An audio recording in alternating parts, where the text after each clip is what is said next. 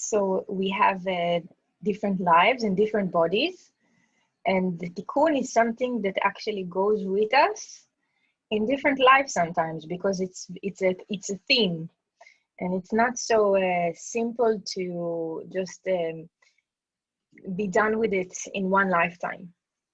So we don't remember maybe the lifetimes that we had, but it makes sense according to Kabbalah that there is a line connecting between them, and there's a bigger story to us. So how do we know our personal tikkun? Each of us knows where we have challenges in life. Most families have, dynamics that are very like pushing your buttons, and that are very maybe not harmonious sometimes. And it's something that can really show us with families. We can really see the places that we need to work on, because Kabbalah is teaching us we choose these people in order for us to go through the process of tikkun, to go to the places where it's not easy. That's what we want, and those people are sent to our lives in order to show us, to reflect us what we need to do and how we overcome. No, we've been sent to their lives. Or we've been sent to their life. Yeah, we group up and then go through this journey together. So anyone has any questions so far? Okay, so the tikkun is the unique challenges we face in life. Unique opportunities that we have, like, in a way. So every challenge, so that brings us to the next point, that every challenge is basically the opportunity to make a miracle.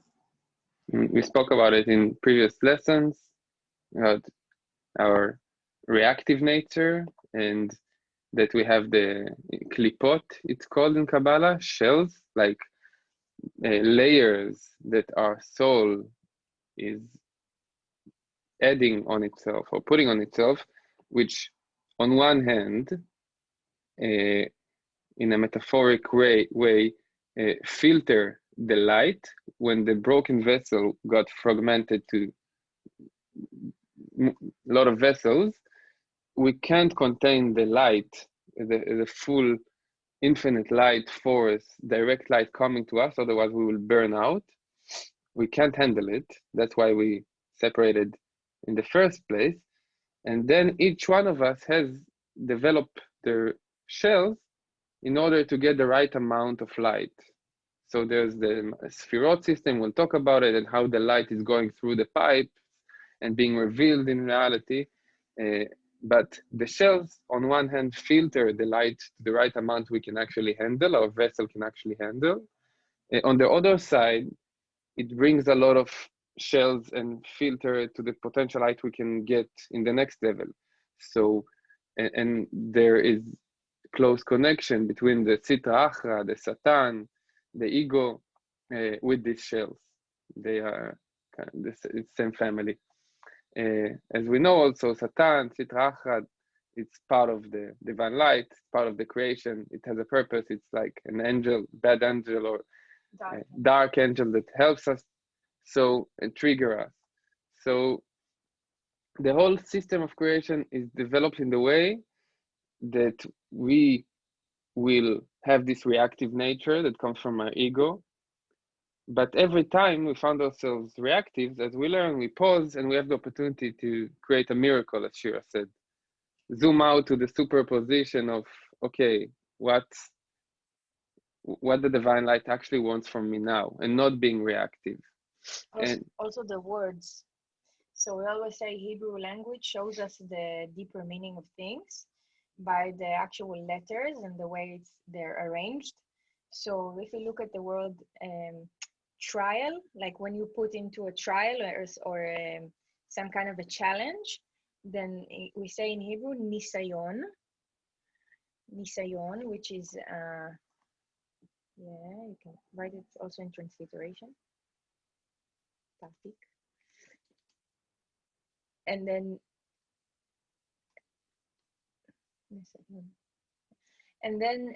miracle is the word nes. So we can see there is a connection between a challenge, nisayon, and nes, a miracle. And also we have the word for a flag, which is also nes. A flag, it goes up and then it's like Mitnoses, like going above, basically, like going above everything, and yeah, it's going above and then like flying or waving. going over. So it's basically a way to describe how we have the reactive nature, the klipot, the ego, and every time we can be reactive, we actually choose to pause and create a ness, a miracle, by going above, lifting our consciousness.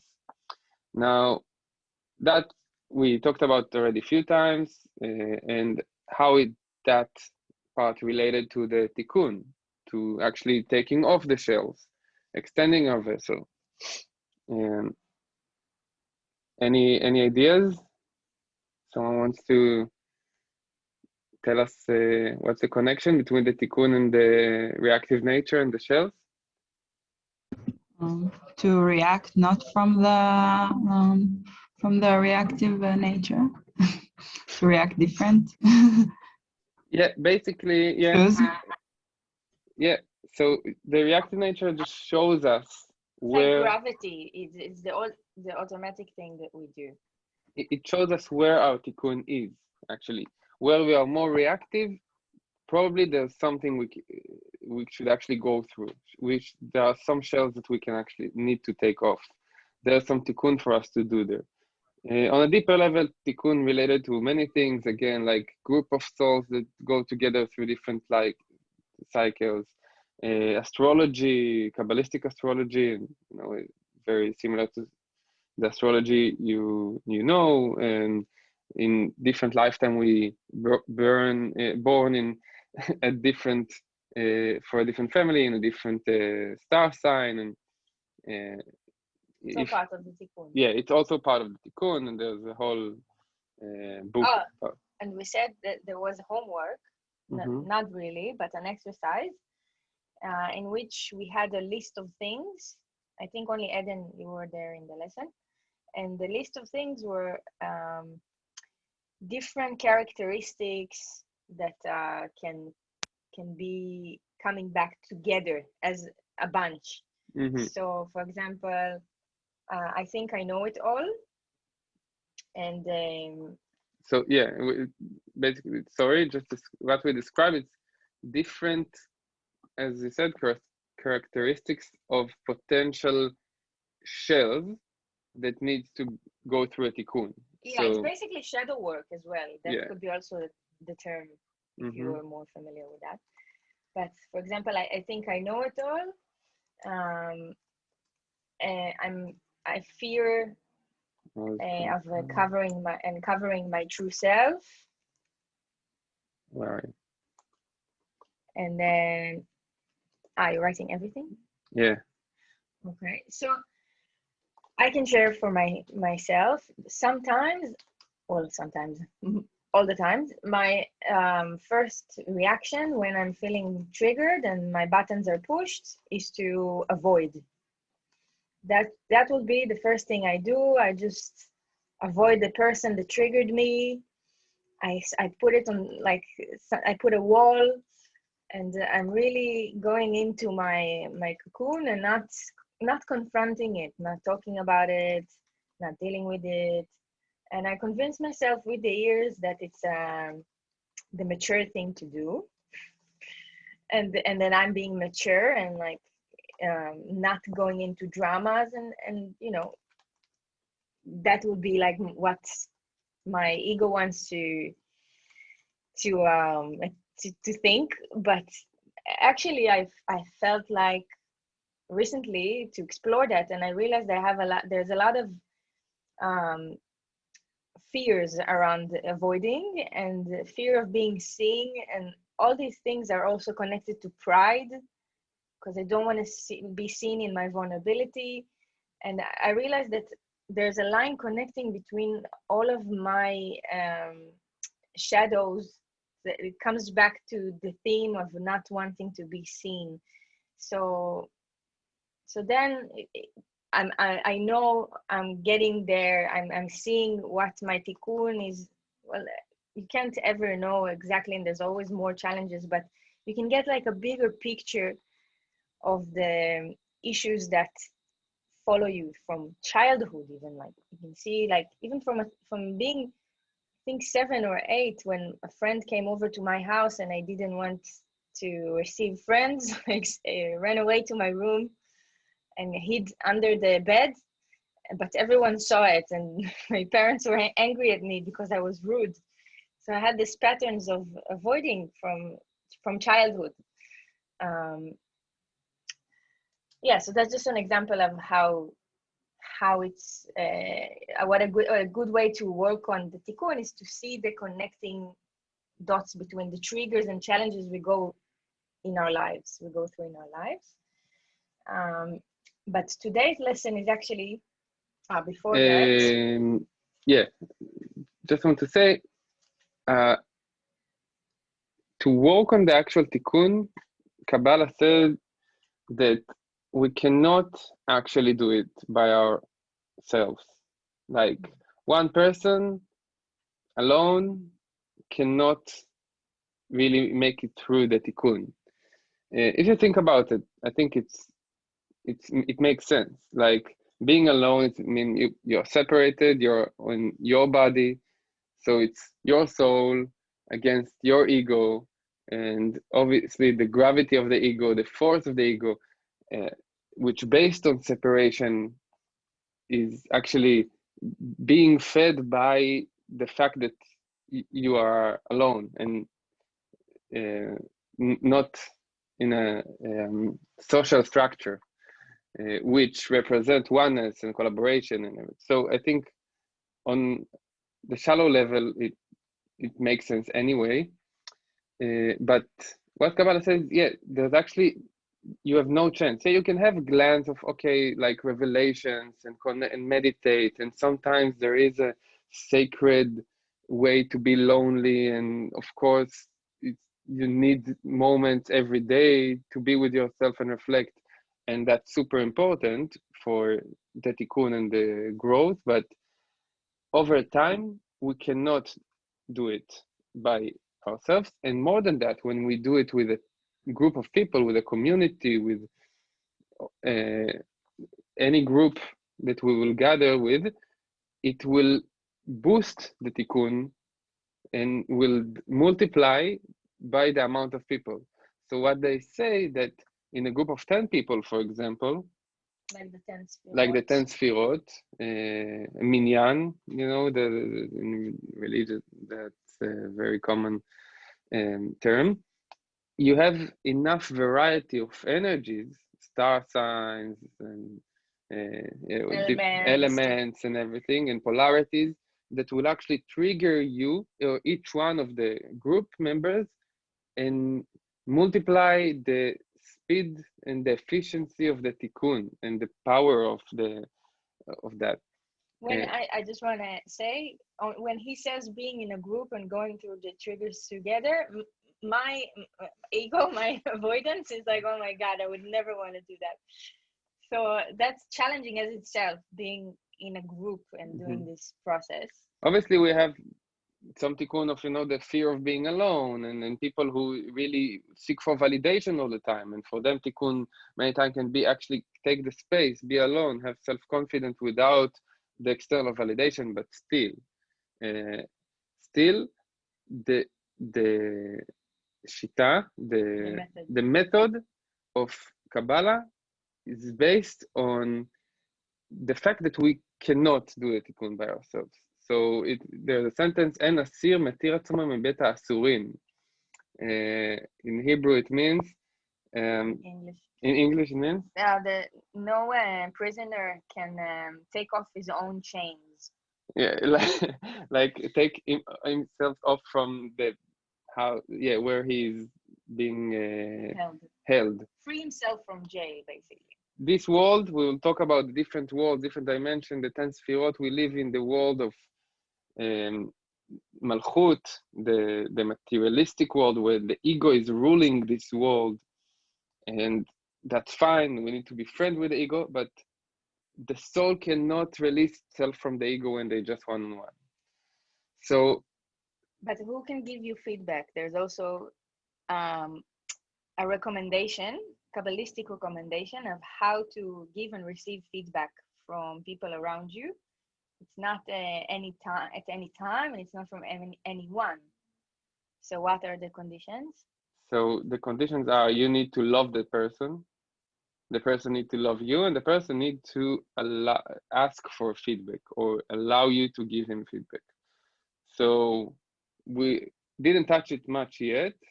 That's the essence of Kabbalah. We have left and right and center. We can see it in the 10 Sfirot, and we'll dive into that in a few lessons. Right side, grace, giving, love, infinite, unconditional love, togetherness, sharing, water flowing. Left side is ego or receiving, like symbolized by the fire, going up, not down, contracting. It's like expansion and contraction. It's like a pulse. We need both to live, like our heart, like a pulse, contract and expand, contract and expand. Like a breath, like everything. And we need both of them. But in the center, of course, there's a lot of secrets, and we'll touch that, the presence. The right side need to include the left side, need to be above the left side. The giving need to be above the receiving. We learn it from the story of Jacob, Abraham and Isaac, Akedat Yitzchak. Abraham represents grace, Sfirat Chesed, Sfira of Chesed, we'll talk about it. And Isaac represents the Sfirat Gvura, left side, fire. And Akedat Yitzchak, when Abraham told by God to kill his son, and the creator puts him in a nisayon to make a nest, like we said here, and to actually overcome his nature of only giving, only love, and bring some judgment, to kill, to end life, to contract. And eventually he didn't do it, he didn't need to do it, but he passed the test. But this story tells us that the right should always be on top of the left. Always, also, when back to the feedback, when we give someone feedback, we need to wrap it with love. We need to put love first. There's a sandwich method: say the good thing, then say a bad thing, then finish with the good thing. So there is some meaning for that. So we just and the characters from the Bible are basically like merkabot, like a carriage of a certain energy. So they're like metaphors for energies. So the stories are not, when we learn it in school, we think, this is actually, that's what happened. That person did that and that person did that, but it's more like codes. So each character, a main character, has his own position in this tree of life and is represented by Sphira and certain energy that person brought to the world. So it's a different lesson, but just to say that, for that to be clear. Yeah, so we'll have a whole lesson just about that, about the 10 Sfirot and all the characters that represent them and what they mean and how the light is being revealed through them. Questions in the meantime? Yeah, just bringing it back to the Tikkun, the feedback, we cannot do it only by ourselves, being alone. We need a group, and we need the feedback. And feedback needs to be given with love. Grace always above And judgment consent. and consent. Any questions so far? No. No. Okay, so Um, what is the true meaning, the ultimate tikkun is all about? There's different levels of the ultimate tikkun. It's also the union between the feminine and masculine in ourselves, and there's a lot of different things to it. But one of the biggest ways to reach the tikkun, and basically our whole purpose of being here, is the giving and sharing from the right reasons and from the right heart. So as we talked in the first lessons, we came here with the desire to receive. We were built as vessels. That means we are we're built as like a capacity to receive the light, which makes us ultimate receivers. But we also have the DNA of the creator in us, and that means we have the ability to give and share. But it's not so simple for humans to give and share because we don't know how to really do it. It's hard for us because we're built as receivers. We are meant to receive. So knowing how to really give, it's not, Kabbalah is teaching us, it's not that obvious. It's something that we really need to go through things in order to understand what it means. Because many times, according to Kabbalah, the giving that we do is also receiving. and it's basically the ego, the left side, which is not powered by the right side, and it's in a costume. It's our shells. They are really good. The ego, the Sitra Achra, the Satan is really good in pretending to be something else and have all the excuses for that. Yeah. So can make us feel really good that we are volunteering, for example, and it just boosts our ego. We can add it to the list of things that we are doing as great people, and that's another thing that makes me great. And it can come strictly out of ego, and we're not even aware of that. So we think we're just giving from out of the grace and the harmony inside of us, but it's really important to notice what is the intention that we're coming with, and to do like a deep work and discover and explore from the inside. If we have a certain agenda, I want people to like me, I don't want to feel guilty, I hope to get something in return one day, or I feel more in control being like the giver than the receiver. So there's many hidden agendas, and Kabbalah is telling us when we don't put intention into things, then automatically the Satan consciousness gets in and puts its own intention. So there's a sentence also though is always saying, and the pit is empty, but there's no water in it. the הבור ריק, אך אין בו מים.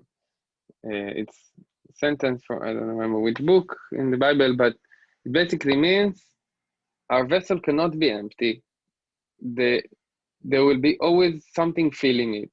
So if we are not filling it with our intention consciously, the Satan will fill it with it says in in selfishness, in the analogy, it's always akravim unachashim. The bow will be filled with snakes and scorpions. Yeah. So intention is a key in the act of giving and sharing, because we need to know what we're aiming to do, what is the purpose. Basically, in order for it to be a channel of light, in order for the giving to really be a channel of light, and the light will flow smoothly from us, we need to put that intention always in the center and remember it, and like be on top of the intention. So intention is key. Also, we know that giving is an opportunity to be like the light. Being like the light is bringing us closer to the light. Laws of affinity, it's called. Basically, what it means giving is being influencing. It's not really on the shallow interpretation of giving, like I give money, donation, I give whatever, I help people. It means on the deeper sense, influencing this reality with light, revealing more light. As we said, we are living in a reality that dark and light, broken vessels. This is everything. Connected to Hanukkah as well. Yeah, because that's the meaning of Hanukkah, to bring light into the world, into the darkness. Exactly. And all this reality that we live in this realm is broken vessels. The darkness, the ego is very dominant, and the true meaning of giving is basically means revealing light. And how we do it as vessels, as vessels that their essence is actually to receive. We need to we talked about it actually, I think at least 2 times, the law of affinity, the law of how דומה מושך דומה, like attract light. And it's all started with some aspiration to be like the light, to do what the light would do in that situation. Even asking the question, what would the light do in that situation? Yeah, what would love do, you know? And sometimes it will be saying no, putting boundaries. Sometimes it will be the biblical stories describe, like there are a lot of stories of sometimes someone needed to kill someone for the sake of saving a lot of people, you know? Sometimes there's some harsh judgment and actions needs to be done in order to reveal light in some situations. And sometimes it can come in the form of even confronting something very dark. So it's like being like the light, and what it means, not being reactive. And every time I'm restricting, I'm actually resisting the reactive nature. I'm taking control, and I'm the cause rather than the effect, because the light is the cause. So we say stop, we pause, we charge. We spoke about it as well. Also, the light is Kabbalah is telling us that the light doesn't need us to want to make the world better, because that for itself is ego. But if we see ourselves as the world and we want to be better inside ourselves, we want to make ourselves better, that is already making the world better, because that is all we need. Is everyone will do, each one will do that work, and then automatically the world is better. So no one needs to come and be like a super savior and then really try, like a superhero, try to save everyone. We need to work on ourselves in the most humble way. That will reveal the most light eventually. So being the candle in the dark room, enter a room, and if you are a candle, then already that room is lit, then already there's a change in the energy of the room, in the frequency, in the vibrations. It's happening under the surface, even if we're not fully aware, even if other people are not aware. But if you come in and you are in harmony with yourself and you cleared your shells as much as you could, then you are transmitting light in a smooth way. You're coming and you're being a candle, which is Hanukkah. Hanukkah is all about that. Yeah. So just one more thing. So a question that can help us as well in the situation of giving and sharing is the question, what am I hoping to get out of this, and from which bank? Am I coming from the bank of light, or am I coming from the bank of Satan, which is a whole different energy? Yes, either one, I want to say something. No, exactly that. Basically, uh, maybe you heard the term tzaddik. Tzaddik, in English, it will be righteous, Righteous man. righteous man. Uh, According to religion or religious people, tzaddik is someone who's very religious, follow the strict rules. But actually, according to Kabbalah, tzaddik is someone who matzdik et habore, make showing how the creator is always right. How the creator is always right. He's not trying to please or be good to anyone or follow rules. He's just trying to be very connected to the creator and be a channel for the light, in connect the bottom world with the upper world. We will get into the mechanism of that. It's very deep, and how the sphirot are related and what it actually means on the energetic level. But that's what tzaddik means, basically connecting the upper world with the lower world. Yeah, and also we need to remember ego will always be involved. We are humans, and this is part of being human. And we're not righteous, and being righteous is something. There's only like in every generation 32 or something, 30 righteous people that are among us, and it's very hard to be perfect. It's impossible, but we just aim to get better, aim to get more aware, aim to fix ourselves. So we come to a room, we're being the candle, aim to take a bit more shallows, and shells. Ego will always ego will always be involved. Yeah, we are not righteous. It was just an example, but ego will be involved in 99% of the time, and that's okay. Like, we need to see it and bring love into it and not try to avoid it, but we can still do it with intention. We can do something. I know that from myself, Kabbalah, and there's also a sentence that says, Shelo lishma yavo lishma. I'm not sure if you heard about it. If you speak Hebrew, sometimes it's also a common saying. It means not for,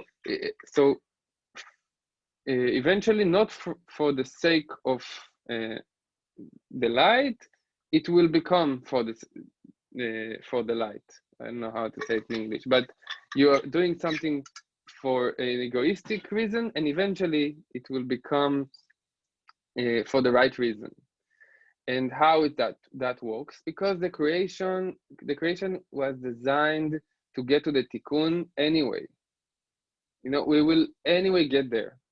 It could be the difficult route. Yeah. Or the easier. Yeah, it could be easier. It could be the life. There's something called Or Mekif, surrounding light, and there's something called Or Pnimi, internal light. And there's also Or Yashar, the light that comes out, and different interpretation of or allocation of the light in our vessel. But the surrounding light basically means it will always push us. We'll do something for our ego, and eventually it will challenge us and give us some hits and challenges, and we will get to the where we need to go to. It's like backward engine in cars, like an It's like a kick in your ass. Yeah, it's like a kick in the ass. Or there is an option that we activate our internal light, we do our work, we are more proactive, we are less reactive, and we take ourselves to the next level. Yes, we have a 4-wheel drive, also the back and the front. We go faster, we are more powerful, we reveal more light. We still go through challenges, but there's more synchronicity. And there's the sovereignty of, I wanted to go through this, I wanted to evolve, I chose this, instead of the universe just kicks me in the ass and puts me into situations that are challenging, and I wasn't prepared, and now I need to deal with that, but I maybe don't have the resources. Yeah. So it's always better to work with the internal light than the surrounding light that pushes us. Yeah, but still, ego will always be involved, and that's okay. We are living in a broken vessel, broken reality. Ego is controlling here, and it's not our role to judge either ourselves or others. שלא לשמה יבוא לשמה, what it basically means, someone, for example, open new Bet Yetomim, I don't know how. Orphanage. Yeah, orphanage, and something very, righteous and feels like on the surface very like um, altruistic, but you see on his behavior that he's really seeking for the pride, putting all the marketing, putting himself in the front. I save the world. So you can sense that actually there's some ego. It's for the recognition. Yeah, for the recognition, for the pride, for the applause, to get the validation. And you can, as human, we always judge each other, and we tend to see each other's ego rising above. But שלא לשמה means, יבוא לשמה means that we shouldn't be the judge. The light will always bring, even if we do something from our ego, that's okay. We will get the hits, we will understand as we go.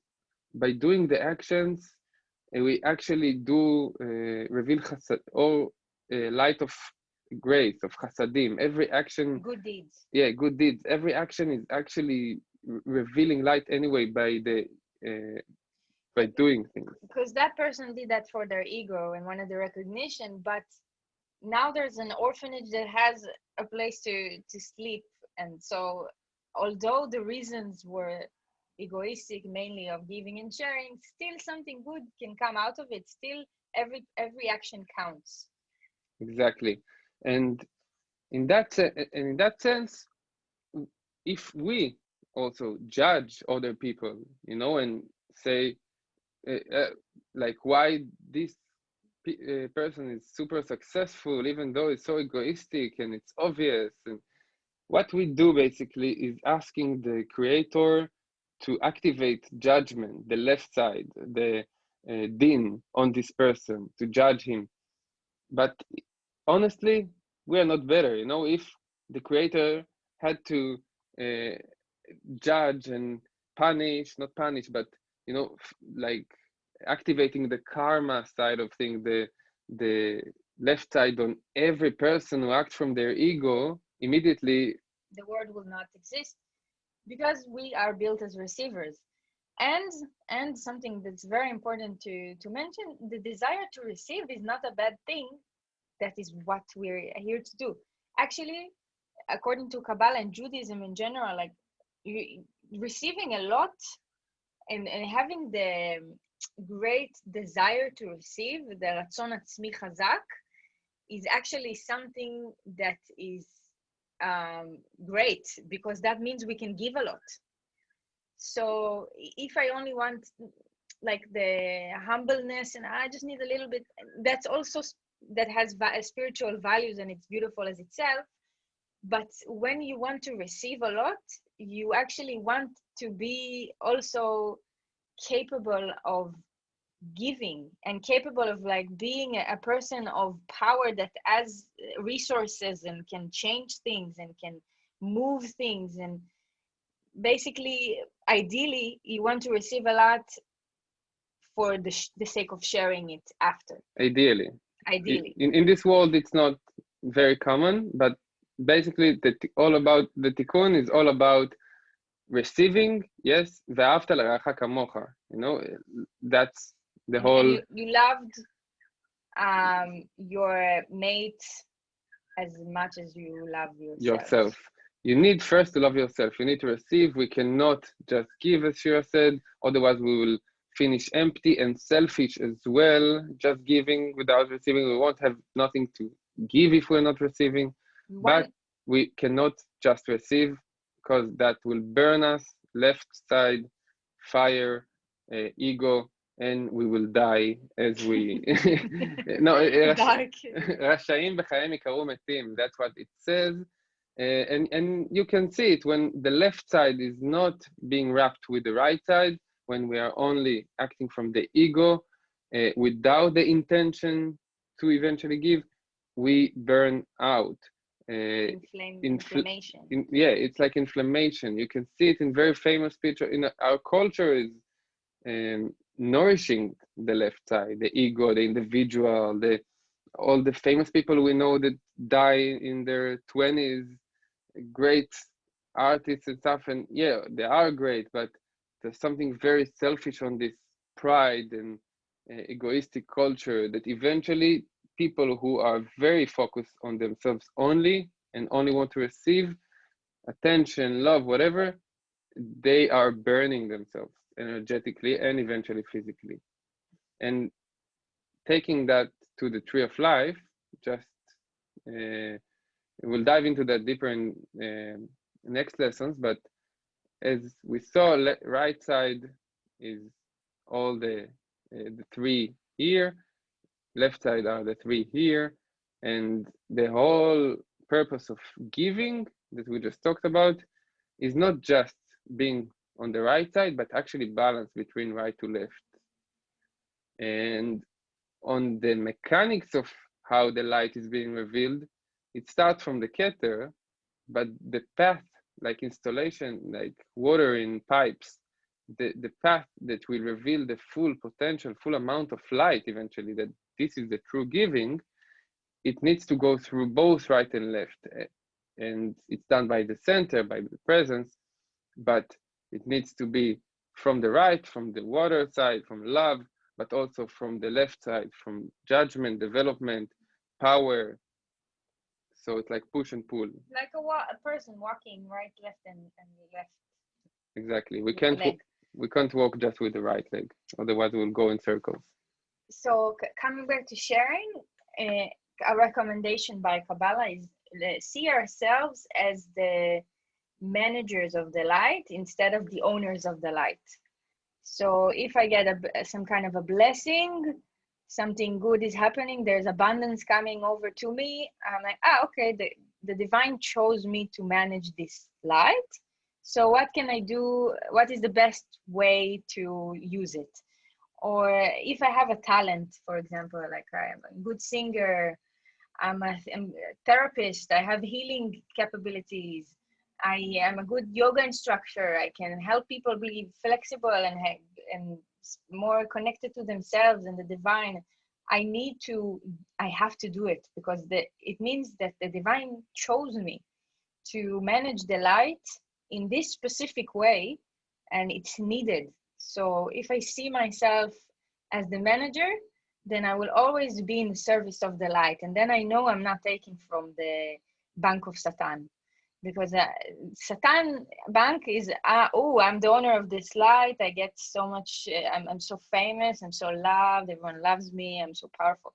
That would be a whole different energy than coming as a humble servant of the light, realizing that all the blessings I have, everything is from it in order for me to share and make the world a better place by being better in myself. So basically that's all the message of giving and sharing. But there's also the ultimate giving, which is the most the best way to spread light according to Kabbalah, and that is to give two things: to give when it's uncomfortable, when we are in a situation where it's not easy for us to do, but we still do it because that's making like a miracle. And we said when we do things that we're not normally doing, when we go out of the reactive automatic nature, then that brings a lot of light. And the other thing is help other people evolve their consciousness.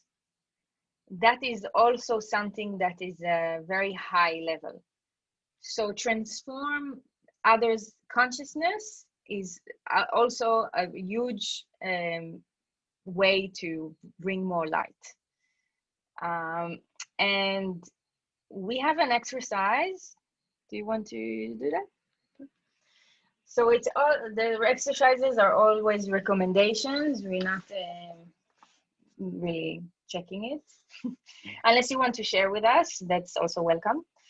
But this exercise is choose two people or situations that you can give and share beyond your comfort zone. So maybe calling someone you didn't speak to in a while, without proactive decisions to push forward, then it's not going to happen by itself.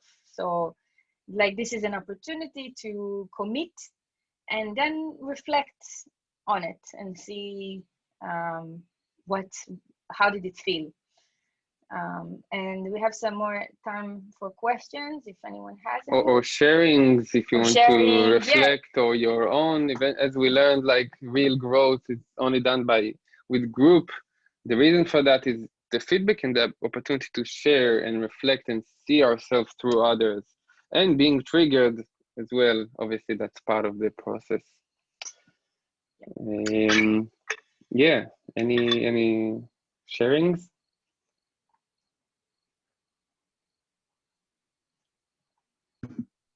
I have a question.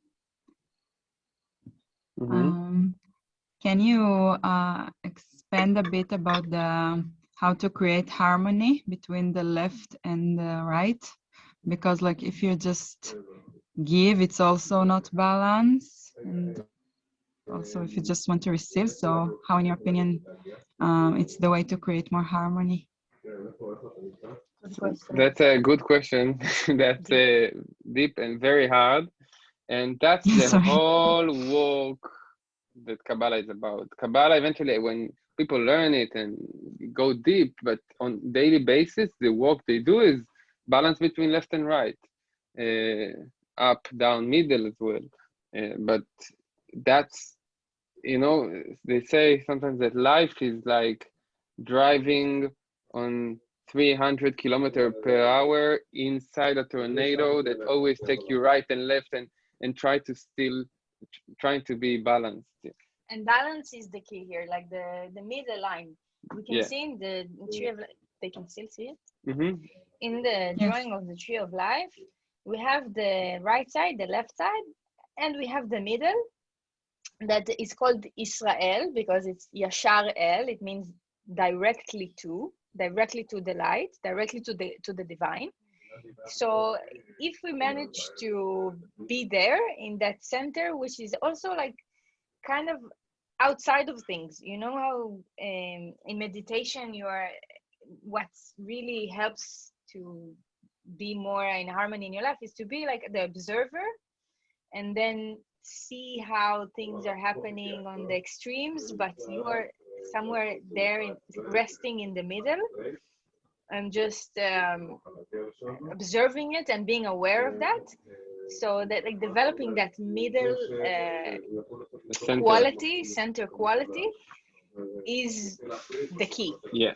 And what we said about pausing and not being reactive is like when we pause, we go to our middle, our center.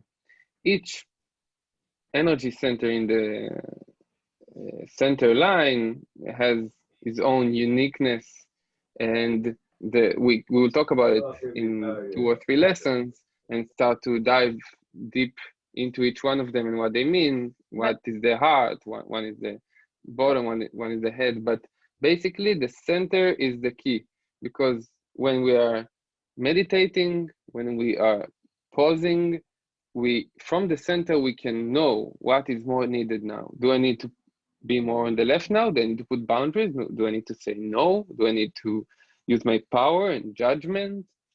Do I need to contract?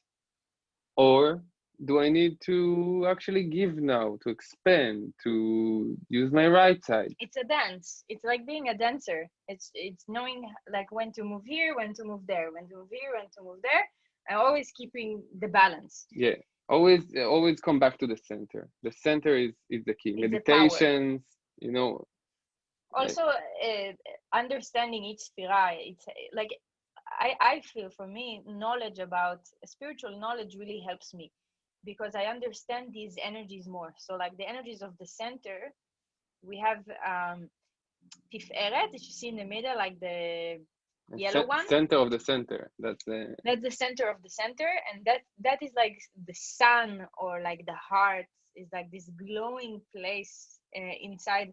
when I read the descriptions of what is this energy all about and the essence of it, then I feel like I can tap into that. And then I have a place in myself to come back to and to be there. It's like a safe place, or like this haven in which I'm sitting in my power. Sometimes I'm imagining like a goddess sitting on a throne, and I'm coming to her to like consult her and ask what is the best thing to do. So imagery is something that also helps me, and understanding the different spherot. That, for example, the one on top of Tiferet is union. So that is the union between the masculine and feminine. It's like a sexual union as well, because we say in the Bible there's always descriptions of Adam yada et Chava. So when two people are actually having sexual encounters, it's called lada'at. And that is a place of the union between the masculine and feminine. So how can I be also in my masculine, also in my feminine at the same time, and not be just one thing? Integrate between them, making and that's what it's all about, the whole tree of life. And when we look at it as a human body, and we'll dive into it, it's making unions between right and left, masculine, feminine. Yeah, this is why Kabbalah is erotic. Yeah. By the way, all the descriptions are super erotic because it's about union and connections. Zivugim in Hebrew, zivug. Coupling. Yeah, and also Yesod, the tzaddik, righteous, which represented by Sfirat Yesod, the green one. This is the part when we talked about connecting the divine and matter, spirit and matter.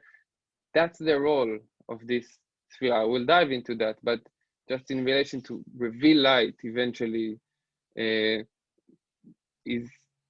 that's where the light is actually penetrating as the light as a masculine entity, penetrating Malchut, which is a feminine. We talk about it, we'll learn about Shekhinah, or Malchut, or the Nukba, they call it in the Zohar, which like means the feminine. This reality is the feminine, this creation, the vessel as a whole is contain as the light, and the light is being penetrated, and we need to actually take actions and reveal the light eventually. So it's not enough just to do the work on our head and our consciousness and on the upper sphirot, but actually eventually make actions and bring the light spirit into matter. And we'll dive into that in future lessons, but just a taste and teaser. So basically, we're all done for today's lesson. It's 1 hour. We changed it a few lessons ago. So I hope you can light a candle today for the light. With intention. In the Chanukiah, or just a candle, or just light the light inside you. Or the room you're getting into. Yeah. And see you in 2 weeks. If there's any more questions, then feel free to ask. No. All right. Thank you for joining. Thank you so much. Thank you. Love you. Laila Tov. Laila Tov. Chag Sameach. Chag Sameach. Happy holidays. Ciao.